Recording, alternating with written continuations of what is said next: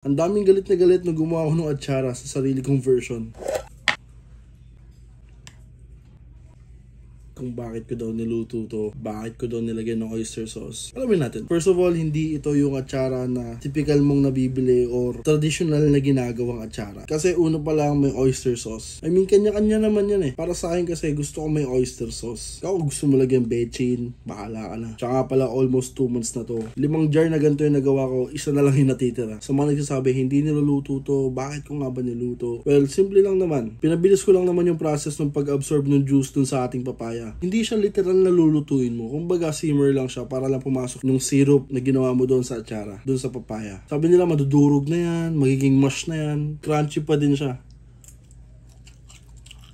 Napaka-crunchy, buong-buo yung lasa. At syempre, ginawa ko tong recipe na to para sa taste buds ko. Para sa akin lang naman to. Ito pala ang ulam na hindi na siya yung basta side dish.